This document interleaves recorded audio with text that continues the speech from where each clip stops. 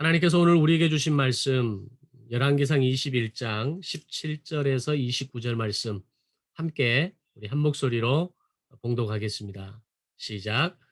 여호와의 말씀이 디셉 사람 엘리야에게 임하여 이르시되 너는 일어나 내려가서 사마리아에 있는 이스라엘의 아합 왕을 만나라.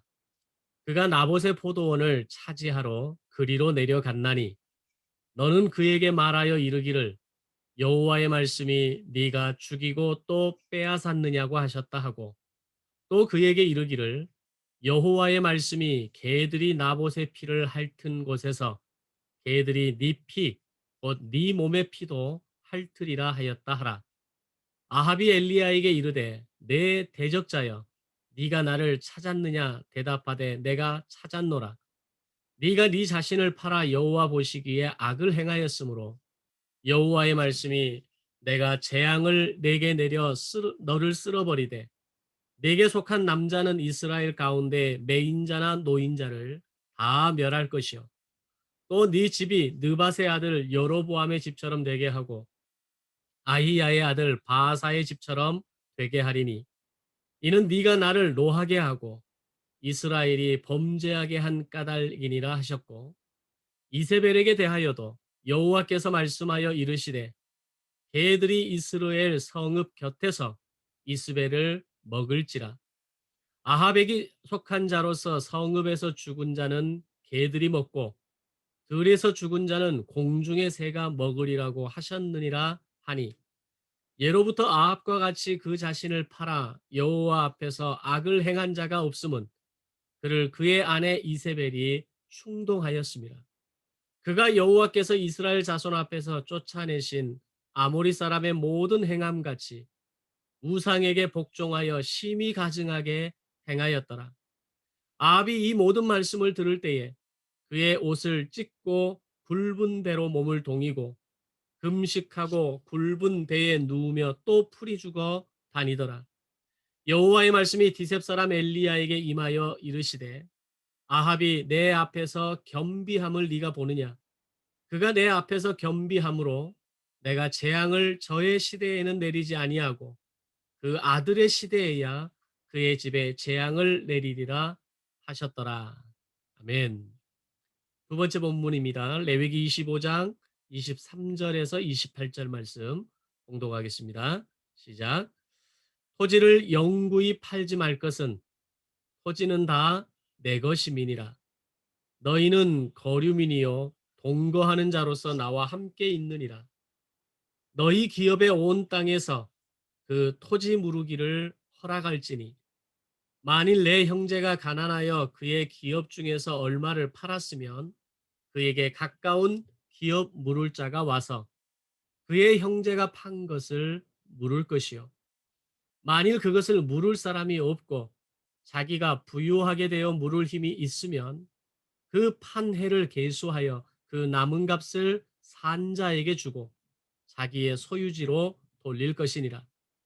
그러나 자기가 물을 힘이 없으면 그 판 것이 희년에 이르기까지 산 자의 손에 있다가 희년에 이르러 돌아올지니 그것이 곧 그의 기업으로 돌아갈 것이니라.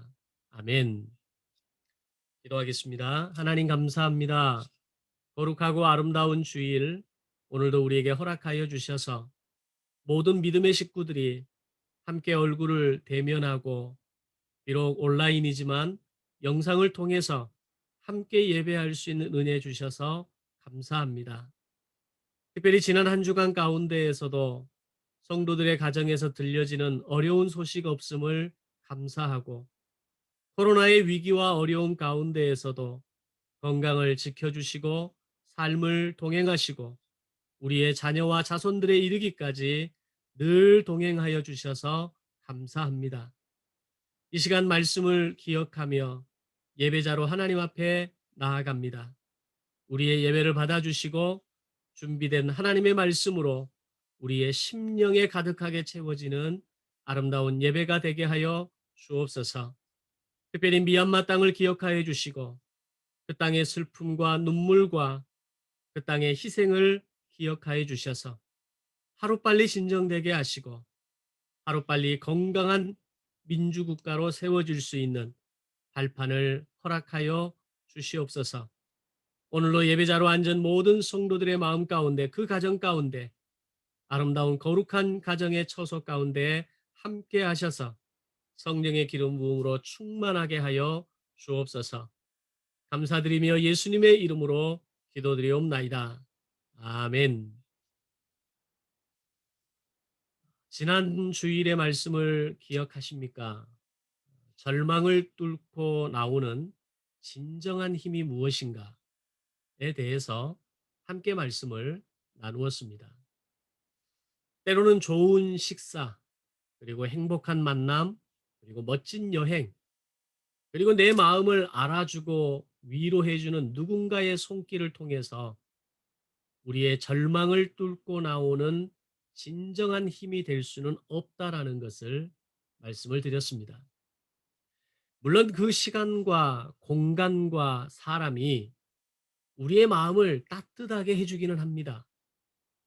또는 우리의 지친 일상을 다시 일어서게 하는 동기부여가 되어지고, 그 힘으로 엘리야가 다시 일어나 40일에 걸쳐서 호렙산까지 오게 하는 힘은 되었지만, 그것이 인생의 한계에 맞닥뜨린 엘리야의 본질적인 문제를 완벽하게 해결해 주는 진정한 힘이 될 수는 없었다는 겁니다.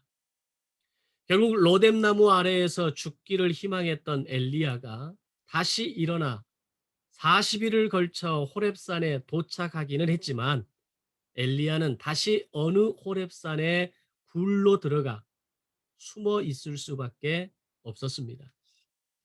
그리고 그렇게 지칠 대로 지쳐 있는 엘리야를 하나님께서 직접 찾아와서 하신 말씀은, 바알에게 입맞추지 않은, 충성을 맹세하지 않은 7천 명의 남은 자가 있다는 소식과 함께 든든한 동역자 엘리사를 너에게 붙여주시겠다라고 말씀하셨습니다. 나를 만나기 위해 직접 찾아오신 하나님으로부터 이 말씀을 들었을 때에 비로소 자신의 한계와 절망의 벽을 엘리야는 넘어서게 됩니다. 자신을 제외한 다른 모든 선지자들은 죽었을 것이라고 생각했고, 내 주변에 아무도 남은 사람이 없다는 생각에 도달했을 때 엘리야는 절망 그 자체였을 겁니다.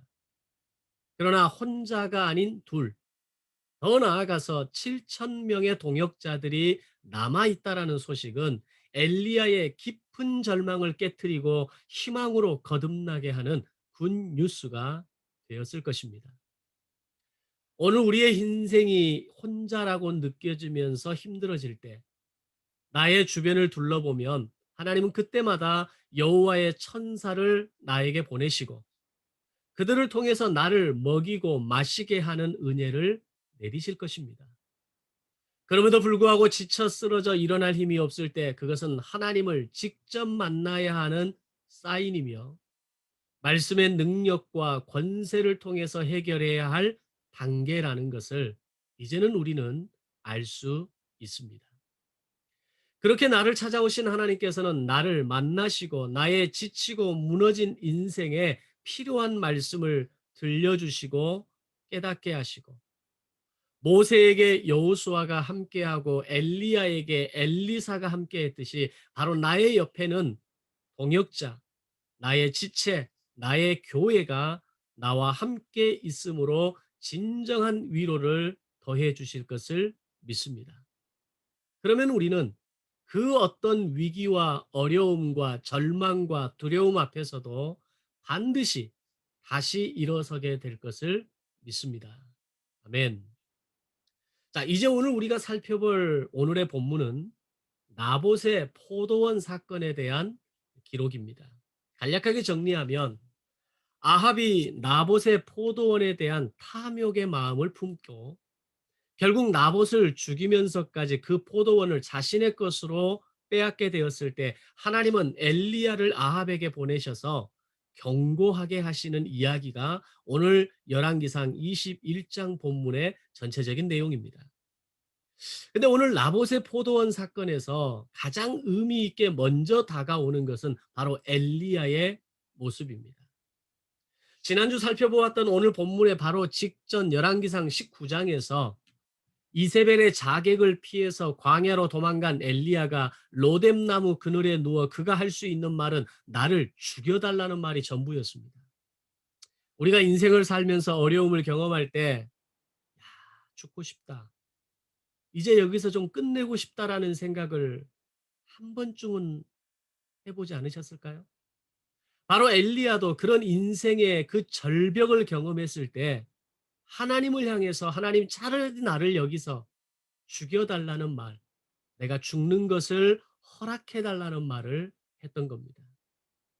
그러나 천사를 통해서 그리고 하나님과의 만남과 말씀을 통해서 절망을 뚫고 나오는 진정한 힘을 경험하고 난 이후에 오늘 본문에서 아합 앞에 나타난 엘리야의 모습은 일말의 두려움도 남아있지 않는 상태로 완전히 회복되었다는 것을 알 수 있게 됩니다.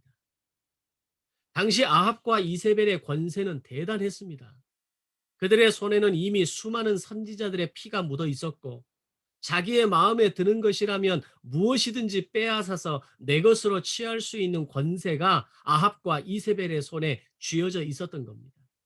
그런 아합을 향해서 엘리야가 나타나 저주의 경고를 하는데 그 경고는 단순히 잘못을 지적하는 정도의 힐책이 아니라 아주 무서운 경고의 수준으로 다가가고 있었다라는 겁니다. 그 경고의 내용은 이런 겁니다. 개들이 나봇의 피를 핥은 곳에서 네 몸의 피도 핥을 것이다. 바로 심판의 말씀이었고 더 나아가 23절에서는 이세벨에 대해서도 개들이 너의 시체를 먹을 것이라는 무서운 심판의 메시지를 선포하게 되어집니다. 자, 과연 누가 당시 아합과 이세벨의 권세에 맞서서 이런 이야기를 할 수 있는 사람이 있었겠습니까? 바로 이것은 절망을 뚫고 나오는 진정한 힘을 경험한 사람만이 할 수 있는 행동이고 결단이고 용기가 되는 겁니다. 오늘 여러분에게 주시는 이 말씀을 통해서 절망을 뚫고 나오는 진정한 힘을 경험하시고 엘리야의 이런 당당함과 용기를 배워서 여러분의 인생에 담아내는 성도의 삶이 되시기를 주님의 이름으로 축원합니다. 아멘. 이제 오늘 말씀을 다루기 전에 먼저 성경 속에 등장하는 여러 재판에 대한 이야기를 좀 살펴보도록 하겠습니다. 성경은 재판에 대해서 매우 중요하게 다루고 있습니다. 왜냐하면 재판은 제사장 나라 경영에 있어서 하나님께 속해 있는 것으로 매우 중요한 의미를 가지고 있기 때문입니다. 성경에 등장하는 재판에 관련된 첫 번째 이야기는 모세의 재판에서부터 시작합니다. 이스라엘 백성들이 출애굽 이후에 수르 광야와 신광야, 르비딘 광야를 지나서 시내 광야에 도착했을 때 모세의 장인 이드로의 등장과 조언으로 시작된 제도가 바로 천부장, 백부장, 오십부장, 십부장 제도였습니다. 모세는 지금까지 크고 작은 모든 일을 도맡아 해야 했던 방법에서 어려운 일은 모세가 직접 재판을 담당하고 그 외의 작은 재판들은 이 세워진 지도자들에게 위임함으로써 모세도 모든 백성들도 매우 만족한 결과를 얻는 계기가 됩니다. 즉 재판의 크고 작음에 따라 역할을 분담함으로 재판의 공정성을 갖추는 중요한 전환점이 되어졌다라는 겁니다. 이 공정성이라는 단어는 오늘 사회적인 하나의 이슈의 단어이기 때문에 아마 매스컴을 통해서 많이 들어보셨을 겁니다. 재판의 공정성, 법의 공정성, 사회와 경제의 공정성. 근데 이것은 이미 3,500년 전에 모세를 통해 시작된 재판의 과정에서 아주 커다란 화두였다라는 겁니다. 다음으로 여호수아와 아간의 재판에 대한 기록이 있습니다. 이스라엘 백성이 여리고성을 정복하는 과정에서 여리고성의 모든 것은 하나님의 것이라고 분명히 밝혔음에도 불구하고 아간은 신할의 고급 겉옷을 훔침으로 인해서 아이성과의 전투에서 이스라엘에게 첫 번째 패배를 가져다 두는 요인이 됩니다. 결국 아간에 대한 이 재판을 통해서 돌로 아간을 치고 그가 훔친 모든 물건까지 돌로 쳐서 싸움으로 제사장 나라의 경영이 얼마나 엄중한 것인가, 얼마나 무게 있는 모습인가를 온 백성에게 알리게 됩니다. 또한 어두운 사사시대에 각자 소견에 옳은 대로 행했던 바로 그 시대에 베들레헴 성문에서 진행된 보아스의 민정법정에 대한 기록이 나와 있습니다. 이것을 통해서 나오미의 기업을 물을 책임을 가진 자에게 먼저 기업을 물을 것인가를 확인하고 그가 거절했을 때 보아스가 기업을 물으는 아주 정당한 법 절차 과정을 통해서 보여주는 것은 한 여인을 아내로 삼는 과정에서도 공정과 정의를 기반으로 진행하는 재판의 모습을 보여주고 있다는 겁니다. 이 외에도 솔로몬의 두 여인에 대한 재판에 대한 기록은 이스라엘 내에서만이 아니라 주변 국가들에게까지 전해진 아주 유명한 일화였습니다.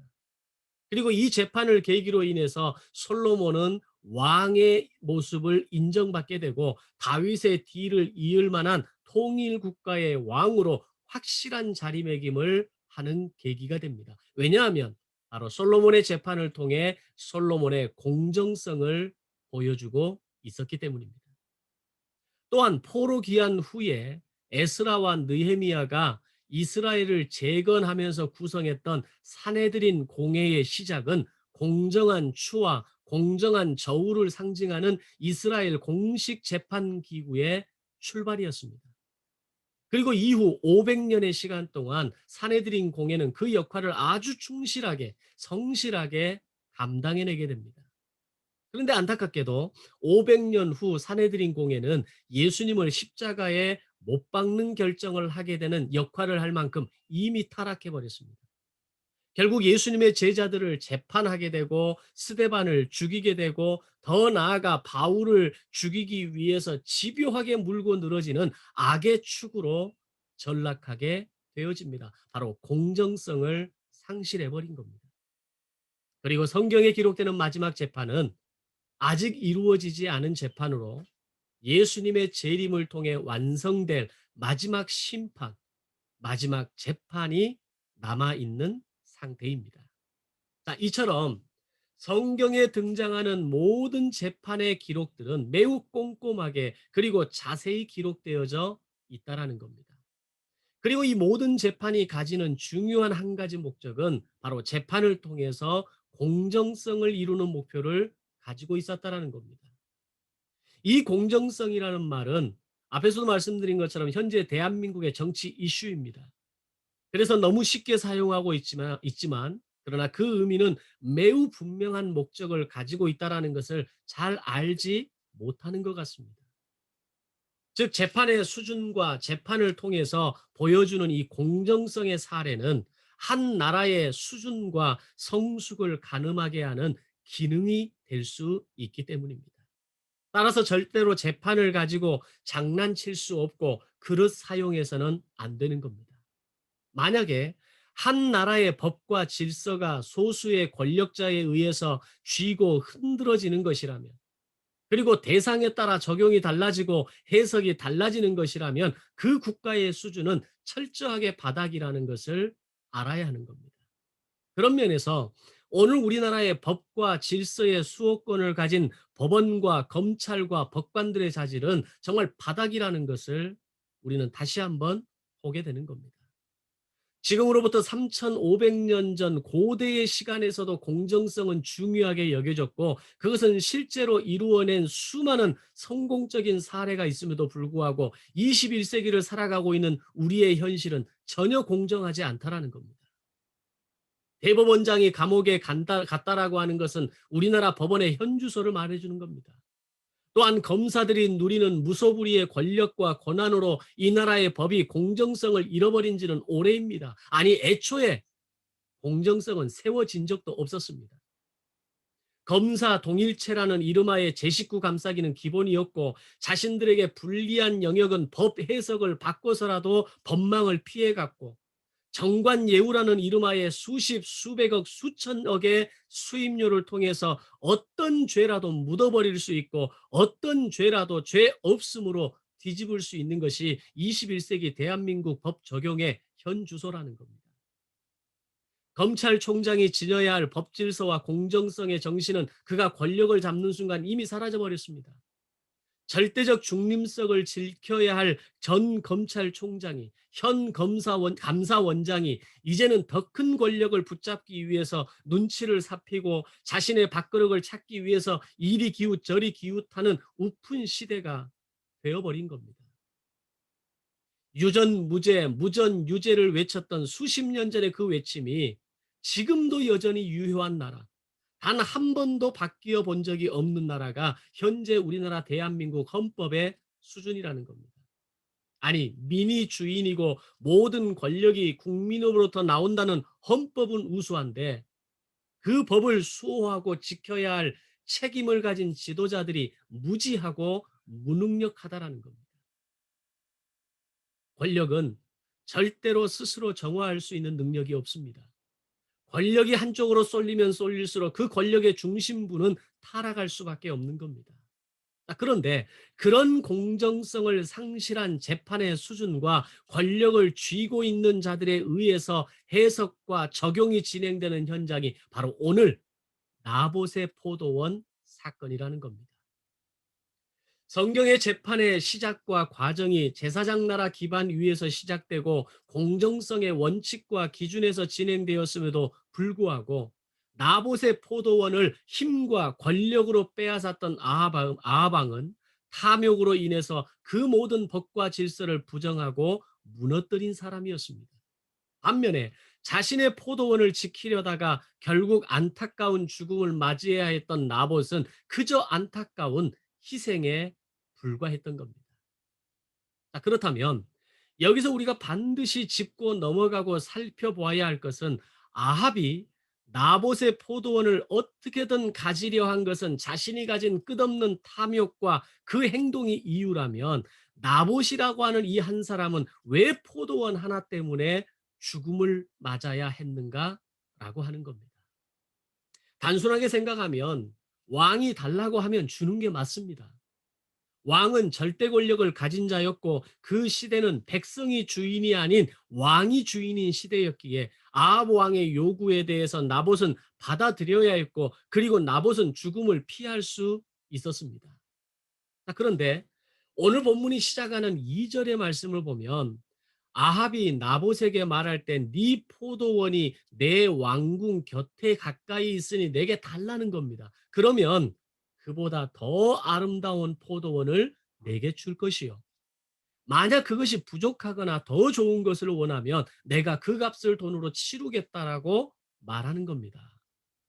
사실 이것은 우리가 전혀 생각해 보지 않았던 이야기입니다.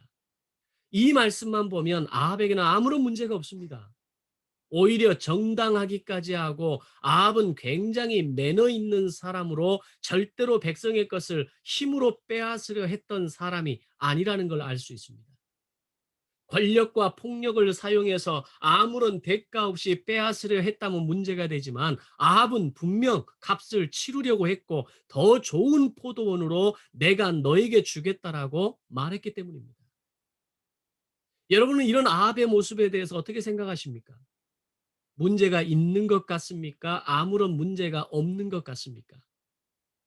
그럼 이 사건을 바라보시는 하나님은 도대체 뭐가 문제였기에, 뭐가 잘못된 것이기에 엘리야를 아합에게 보내서 나봇의 피를 핥았던 개가 네 피를 핥을 것이며 그 개가 이세벨을 먹을 것이라는 이 무섭고 잔인한 경고를 하신 이유는 과연 무엇 때문인가라는 겁니다. 여기에는 제사장 나라의 법이 아주 중요하게 작용되고 있다는 것을 알아야 합니다. 제사장 나라가 가진 법의 기준 가운데 당시에 많은 대부분의 사람들이 관가했고 중요하게 여기지 않았고 심지어 제대로 지킨 사람들이 전무했던 법이 하나 있었습니다. 그것은 바로 희년의 법이라는 겁니다. 오늘 두 번째 본문에서 기록되고 있는 희년법은 50년째가 되면 어떤 이유에서 이건 땅의 주인이 바뀌었던 간에 모든 토지는 원래의 주인에게로 무상으로 돌려주라는 것이 희년법입니다. 그것이 제사장 나라의 법이었습니다. 따라서 제사장 나라의 가장 근본을 이루는 절기와 법이 안식일법, 안식년법, 희년법인데 이 희년법에서 말씀하시는 토지의 주인은 하나님이시라는 겁니다. 따라서 그 누구도 토지를 소유할 수 없으며 매매를 할 수 없다라는 것을 레위기에서는 분명하게 밝히고 있습니다. 물론 개인의 딱한 사정에 의해서 땅을 잠시 팔아야 한다면 그것은 땅의 주인이 바뀌는 매매가 아니라 50년의 경작권의 기준에서 남은 기간만큼의 땅을 사용권을 적용해서 잠시 맡기는 거래가 이스라엘의 희년법이었습니다.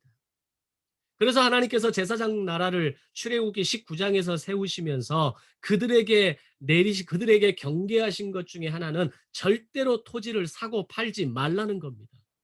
토지는 내 것이며 너희는 그 토지의 이용권을 가짐으로 매년 희년이 될 때마다 다시 이용권의 최초 권한을 가진 사람에게 반드시 돌려줘야 한다는 것이 희년법의 정신이었습니다. 그런데 이런 분명한 토지 공개념과 사사로이 매매를 할 수 없다라는 그런 분명한 원칙이 있음에도 불구하고 오늘 본문에서 아합의 부당한 요구는 나봇의 토지를 나에게 팔라고 집요하게 요구했다는 겁니다. 아니면 서로 바꾸든지 나에게 팔든지 둘 중에 하나를 선택하라는 것이었습니다. 겉으로 볼 때 경제 개념에서 사회적 경제와 거래의 개념에서 이것은 아무런 문제가 없는 겁니다. 그러나 하나님의 기준에서는 토지는 사고 팔 수 없는 것이며 그 토지의 주인은 하나님이시라는 것을 성경은 분명하게 말씀하고 있었습니다. 아합은 이게 아무런 문제가 되지 않았고 이 사건을 지켜보는 당시의 주변의 많은 사람들도 이 사건의 문제가 무엇인지를 이해하지를 못했습니다. 그런데 한 사람, 나봇은 아합의 요구를 수용할 수 없었다는 겁니다. 왜냐하면 그것은 하나님이 분명하게 세우신 제사장 나라의 토지법을 어기는 것이라는 것을 나봇은 알았기 때문입니다. 따라서 나봇은 내 땅 하나를 빼앗기지 않기 위해서 버티고 버티다 무고한 희생을 당한 것이 아니라 하나님의 제사장 나라 토지법을 지키기 위해서 거룩한 희생을 당한 사람이 바로 나봇이었다라는 겁니다. 한 나라의 왕의 수준은 제사장 나라가 무엇을 말하는지, 제사장 나라의 토지법이 왜 그렇게 중요한지 전혀 알지 못하는 사람이었다면 나봇이라는 포도원의 한 농부는 제사장 나라가 무엇인지, 제사장 나라의 토지법이 얼마나 중요한지, 이 토지의 주인은 살아계신 하나님이라는 것을 목숨을 걸고 그 법을 지키려 했던 겁니다. 말씀을 알고 목숨을 걸고서라도 지키려는 자와 말씀을 모르고 그 의지를 꺾어서라도 자기의 것으로 만들려는 자의 모습을 성경은 오늘 우리에게 가르쳐 주고 있는 겁니다. 자, 오늘 우리는 아합입니까? 나봇입니까? 나봇이 되기 위해서 필요한 것은 무엇입니까? 말씀을 알아야 합니다. 말씀을 제대로 공부하고 분명하게 알아야 나봇의 인생을 살아갈 수 있는 겁니다. 오늘 그 땅을 빼앗기지 않기 위해 몸부림쳤던 나봇의 그런 어떤 무모한 희생이 아니라 말씀을 알고 그 말씀을 지키고 그 말씀의 능력을 이루어내려 했던 그 나봇의 인생이 오늘 우리에게 도전적으로 다가와야 한다는 겁니다. 세상에서 가장 무서운 사람은 무식하고 용감한 자입니다. 아합이 바로 그런 사람이었습니다. 그는 제사장 나라법에 무지했고 탐욕으로 눈이 멀어서 용감한 사람이었습니다. 결국 그는 제사장 나라법을 지키기 위해 온몸으로 저항했던 한 사람을 돌로 쳐 죽이는 비극적인 상황을 맞이하게 되어집니다. 과연 당시에 이 희년법을 제대로 알고 지키는 사람이 얼마나 있었을까요? 이미 아합의 이 나봇의 사건을 바라보는 많은 사람들은 나봇을 향해서 무모한 희생이라고 말했을 겁니다. 그의 죽음은 안타깝고 그의 희생은 애석하게 여겼겠지만 한편으로는 지독하게 무모하고 어리석은 사람이라고 비웃었을지도 모르겠습니다. 왜냐하면 당시 모든 사람이 그렇게 살았기 때문입니다. 힘들면 마음대로 토지를 팔았고 힘들면 다른 사람의 토지를 더 싼 값에 사고 살 수 있는 이런 부동산의 개념이 그때 당시에도 있었을 겁니다. 여로보암의 길을 걸었던 여로보암 왕조를 시작으로 오므리 왕조로 바꾸시는 이 극단적인 처방을 했음에도 불구하고 왕과 백성들은 제사장 나라법에는 무관심했을 겁니다. 더 좋은 밭을 주겠다는 말이나 돈으로 그 값을 치르겠다는 말에 그들은 일말의 망설임도 없이 자신의 토지를 팔아왔을 겁니다. 부자는 더욱 좋은 땅을 더욱 많이 차지했을 것이고 가난한 사람들은 자신에게 주어졌던 땅마저도 잃어가고 있는 시대가 바로 오므리 왕조의 시대였던 겁니다. 즉 당시의 토지 매매는 너무 공공연하게 너무나 아무렇지 않게 진행되는 현상이었다는 겁니다. 오늘날 하나님의 말씀을 지키고 그 말씀을대로 살아가려고 하는 사람들을 보면 여러분은 어떤 생각이 드십니까? 그리고 그런 과정에서 손해를 보고 희생을 경험할 때 여러분은 그들의 삶을 어떻게 바라보고 어떻게 평가하십니까? 온전한 주일 성수, 온전한 11조, 죄에 대해 극도로 민감한 태도와 삶, 무엇을 결정하고 선택하든지 반드시 기도의 부르짖음과 자세로 하나님의 응답을 들어야만 결정할 수 있는 사람들을 보면서 왜 저렇게까지 살아야 하나, 왜 저런 인생을 사나 답답한 시선으로 바라보지는 않으셨습니까? 그것이 당시에 나봇을 바라보는 사람들의 마음이었을 겁니다. 왜 저렇게 무지하나? 왜 저렇게 무모한 희생을 해서 밭도 뺏기고 자신의 목숨도 뺏기는 인생을 살아가는 것인가? 라는 의문점을 나봇을 향해 던졌을 겁니다. 그러나 제사장 나라의 법과 매뉴얼, 하나님 나라의 거룩한 백성으로 살아내는 인생은 우리의 옵션이 아니라 필수라는 것을 알아야 합니다. 나봇은 모두가 그 나봇의 주변에 있는 모든 사람들이 제사장 나라의 매뉴얼을 잊고 살아갈 때 유일하게 제사장 나라의 기본과 질서와 원칙을 생각하고 지키며 살아냈던 사람은 나봇이었습니다. 그리고 이 과정에서 결정적인 재판의 공정성이 무너지는 사건이 일어납니다. 그렇게 나봇을 회유하면서 거래하고자 했지만 결국 실패하자 아합은 크게 실망하고 낙심하게 됩니다. 그런 아합의 모습을 보면서 이세벨이 아합에게 묻습니다. 5절 6절에 보면 그의 아내 이세벨이 그에게 나와 이르되 왕의 마음에 무엇을 근심하며 식사를 아니하나이까? 왕이 그에게 이르되 내가 이스라엘 사람 나봇에게 말하여 이르기를 네 포도원을 내게 주되 돈으로 바꾸거나 만일 네가 좋아하면 내가 그 대신에 포도원을 내게 주리라 한즉 그가 대답하기를 내가 내 포도원을 내게 주지 아니하겠노라 하기 때문이로다. 아합 이 얼마나 짜잔한 왕이었는지 이런 모습에서 명확해집니다. 당시 아합 이 가진 것이 나봇의 포도원보다 못했겠습니까? 아마 그 이상의 포도원과 밭이 사방에 널려 있었을 겁니다.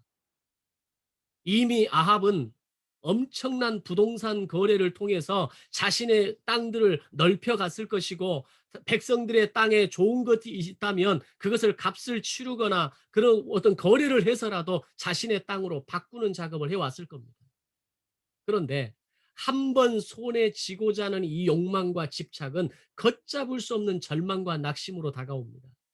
마치 어린아이가 부모가 장난감을 사주지 않을 때 내가 정말 가지고 싶은 그 무엇인가를 내 손에 쥐어주지 않을 때 그리고 다른 사람의 손에 있는 것이 더 커 보이고 좋아 보일 때 바닥에 뒹굴고 떼를 쓰는 것처럼 아합은 지금 이세벨에게 그런 모습을 보여주고 있었던 겁니다.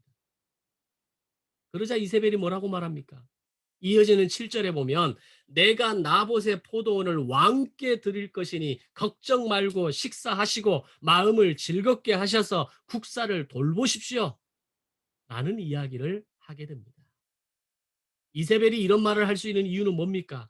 애초부터 이세벨은 제사장 나라가 무엇인지 관심조차도 없는 악의 축이었습니다. 바알과 아세라 우상을 이스라엘 땅에 가지고 들어온 그런 악의 존재였습니다. 그런 사람에게 제사장 나라법이 뭐가 중요했겠습니까? 그런 사람에게 나봇의 그 어떤 희생적인 정신이 이해가 됐겠습니까? 여기서 유명한 나봇의 포도원 재판 사건이 진행됩니다.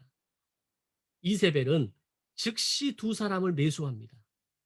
그리고 그들로 하여금 거짓 증거를 하게 하는데 그 거짓 증거의 내용은 나봇이 하나님과 왕을 저주하는 말을 했다는 거짓 고발이었습니다. 결국 제사장 나라 토지법을 지키려 했던 나봇을 제사장 나라의 법을 악용함으로 나봇을 여호와의 이름 모독죄, 왕의 이름 모독죄, 영모죄를 몰아서 돌로 쳐 죽이는 사건이 벌어지게 됐던 겁니다. 바로 그 시대에 증인 매수, 거짓, 조작, 불법 재판이 진행되고 있었다라는 겁니다. 결국 이세벨의 계략대로 매수와 조작을 통해서 나봇은 돌로 쳐 죽임을 당해야 했고 나봇의 땅은 아합의 손에 쥐어지고 맙니다.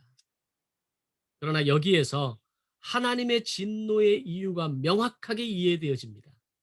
바로 하나님은 공정성을 상실한 재판과 제사장 나라의 토지법을 지키기 위해 몸부림쳤던 나봇을 돌로 쳐 죽인 사건에 대해서 그들의 악함에 대해 하나님이 진노하셨던 겁니다. 이 사건을 겉으로 보면 아무런 문제 없습니다. 아방의 제시대로 땅을 바꾸면 되는 문제이고 그 땅을 적당한 가격에 팔면 되는 겁니다. 그것이 오늘 이 시대를 살아가는 보통의 사람들이 가진 경제의 개념이고 하나님의 법을 제외한 그것을 전혀 의식하지 않는 우리 인생의 방법입니다. 수단과 방법을 가리지 않고 원하는 것을 손에 쥐면 그만인 겁니다. 여기에 불법이 어디가 있습니까? 아합은 불법을 행하는 모습이라고는 볼 수 없는 모습으로 진행되어졌던 겁니다. 그런데 하나님이 보셨던 것은 제사장 나라의 법을 무시하고 나봇의 포도원을 무슨 수를 써서라도 빼앗으려 했던 그의 불의를 본 겁니다. 또한 그 재판의 진행 과정에서 공정성을 잃어버린 재판을 통해서 나봇을 하나님과 왕을 모독하는 죄로 몰아갔던 바로 그 억울함을 보시고 엘리야를 보내셔서 아합에게 경고하게 하시고 나봇의 죽음에 대해 침묵하지 않으실 것이라고 말씀하셨던 겁니다. 아무도 나봇의 죽음에 관심이 없었습니다. 그러나 하나님은 나봇의 죽음에 대해서 관심을 가지고 계셨던 겁니다.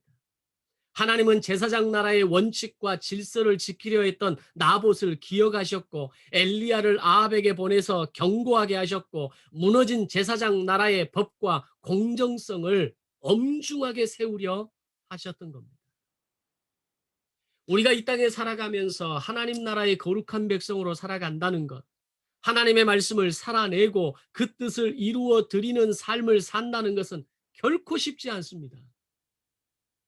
오늘 같은 이 시대에는 더 어려운 것 같습니다.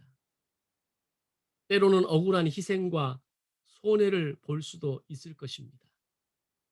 그러나 나봇의 억울한 죽음을 아시는 하나님께서 그의 이름을 기억하시고 그의 명예를 회복하시듯이 오늘 하나님께서 우리의 이름을 기억하시고 우리의 명예를 회복시켜 주실 것을 믿습니다. 아멘. 그것이 언제 어떤 모습으로 이루어질지 모르지만 우리를 기억하시는 하나님께서는 반드시 우리의 이름과 명예를 기억하고 지켜주실 것입니다. 중요한 것은 우리가 그 말씀을 지켜낼 수 있는 결단을 할 수 있느냐라는 겁니다. 그 제사장 나라의 법과 하나님의 법의 공정성을 이루어 갈 만한 결단과 의지와 노력과 오늘 우리 안에 하나님 앞에서의 결단이 있을 수 있느냐라는 겁니다. 그러면 반드시 하나님은 우리의 이름을 기억하시고 우리의 인생의 명예를 회복해 주실 것을 믿습니다. 오늘의 이야기는 여기서 끝나지 않습니다. 다윗이 범죄했을 때 나단 선지자를 보내 다윗을 깨우치시고 다윗이 회개함으로 그를 용서하시고 그를 회복하셨던 것처럼 오늘 아합에게도 엘리야를 보내서 경고하실 때 다행히 아합이 하나님의 심판의 메시지를 듣고 잠시라도 하나님 앞에 회개하는 모습을 보이게 됩니다. 그것이 오늘 본문 마지막 27절에서 29절의 말씀입니다. 사실 이런 마무리는 우리가 원하지 않는 마무리입니다. 악은 징계를 당해야 됩니다. 진정으로 정의는 이겨야 하고 불쌍한 나봇의 명예가 회복되어져서 그의 집안이 다시 일어서게 되고 악인은 반드시 멸절해야 된다. 이런 사상이 우리에게는 너무나 익숙합니다. 야, 여기서 아합이 돌이켰다라는 거 이해가 안 된다. 그런데 하나님이 아합의 회개를 보셨던 겁니다. 이걸 겸비했다라고 본문은 표현합니다. 아합이 회개하고 돌이키는 모습을 가졌다는 겁니다. 그러자 하나님께서는 그런 아합의 모습을 보시고 또 기뻐하십니다. 하나님은 그런 분이십니다. 우리의 죄가 주홍같이 붉을지라도 우리의 연약함이, 우리의 어두움이, 우리의 죄성이 우리의 삶에서 늘 그렇게 머문다 할지라도 하나님 앞에 겸비하고 하나님 앞에 우리의 죄를 고백하고 우리의 주홍같이 붉은 죄라 할지라도 고백하고 나아갈 때 그런 하나님은 우리의 모습을 받아주시고 우리의 그런 회개의 모습을 기뻐하시고 우리를 용서하시고 또 한 번의 기회를 우리에게 주시는 하나님이시라는 겁니다. 아멘. 아합은 북이스라엘을 통틀어 가장 악한 왕이었습니다. 그런데 그런 아합이라도 하나님 앞에 회개하자 하나님께서 재앙을 유보하시는 겁니다. 그러면서 이렇게 말합니다. 재앙을 저의 시대에는 내리지 않고 그 아들의 시대에야 그의 집에 재앙을 내리게 될 것이라고 말씀합니다. 만약에 그 아들도 돌이키고 회개했다면 하나님은 또 유보하시고 또 은혜를 베푸시고 다시 살 길을 열어주셨을 겁니다. 바로 이것이 하나님의 자비와 긍휼하심입니다. 오늘 이 하나님의 자비와 긍휼하심이 오늘 우리를 향해 있기 때문에 우리는 살아갈 이유가 있는 것이고 우리는 다시 한번 용기를 내서 절망을 뚫고 나오는 진정한 힘을 통해서 말씀을 살아내고 법의 공정성을 실현하고 하나님의 거룩한 백성으로 살아갈 수 있는 명분이 주어지는 겁니다. 하나님께서는 우리 인생을 용서하기 위해 정말 애를 쓰시는 하나님입니다. 일말의 회개만 가지고 있어도 일말의 부끄러움만 가지고 있어도 일말의 죄에 대한 그 어떤 부끄러운 민낯을 통해서 하나님 앞에 나아가기만 하면 하나님은 우리를 용서하시기 위해 애를 쓰시는 하나님이라는 겁니다. 바로 그것이 십자가의 사랑입니다. 그 십자가의 사랑이 오늘 저와 여러분을 향해 있는 겁니다. 아합을 용서하신 하나님이라면 오늘 우리 정도는 용서하지 않겠습니까? 아합의 그 더러운 죄, 그 추악한 죄, 한 사람을 죽이면서까지 자신의 욕심을 채우려 했던 그 사람마저 용서하셨다면 그래도 우리 정도는 비록 우리가 죄인이지만 우리는 충분히 품에 안아 주실 것입니다. 오늘 내 삶의 무너진 공정성을 회복해야 합니다. 하나님의 말씀을 바르게 배우고 알아갈 때 공정성은 회복되어질 것입니다. 열심히 노력해서 공정성이 회복되는 거 아닙니다. 최선을 다해서 우리가 하나님의 그 법의 공정성, 제사장 나라의 그 매뉴얼을 지켜낼 수 있는 거 아닙니다. 말씀을 알아야 지킬 수 있는 겁니다. 제대로 공부하고 제대로 알고 그것을 제대로 살아낼 때 오늘 우리의 인생을 통한 제사장 나라, 하나님 나라의 거룩한 법이 회복될 줄로 믿습니다. 오늘날 이 시대에 많은 사람들이 말씀을 외면합니다. 그 말씀대로 살아내는 것에 관심이 없습니다. 그러면 그럴수록 우리가 말씀을 기억하고 우리가 말씀을 살아내고 우리가 하나님의 명예를 지켜드릴 때 하나님은 우리의 이름을 기억하시고 우리의 명예를 반드시 회복해 주실 것입니다. 아멘. 기도하겠습니다. 살아계신 하나님 아버지, 감사합니다. 세상에 많은 사람들이 그렇게 살아갑니다. 그것이 어쩌면 보편이 되었고, 그렇게 살아도 부끄럽지 않고, 그렇게 마음대로 내 뜻대로 내 계획대로 살아도 전혀 마음의 양심에 찔림이 없는 시대를 우리가 살아가게 되어 버렸습니다. 그러나 그 아합 왕이 있었던 그 시대에도 나봇과 같은 한 사람이 있었음을 감사합니다. 하나님의 법을 지키기 위해 몸부림쳤던 나봇. 그래서 결국 돌에 쳐 죽임을 당해 죽을 수밖에 없는 운명이었지만 하나님은 그 나봇의 이름을 기억하시고 그 나봇의 명예를 회복시켜 주신 것을 깨닫습니다. 하나님, 아무도 말씀에 관심이 없는 이 시대에 말씀대로 살아내려 몸부림치는 사람이 없는 이 시대에 말씀에 관심을 가진 사람, 그 말씀을 지키며 살아내려 애쓰는 사람, 오늘 우리 한 사람 한 사람이 바로 그런 나봇이 되게 하여 주옵소서.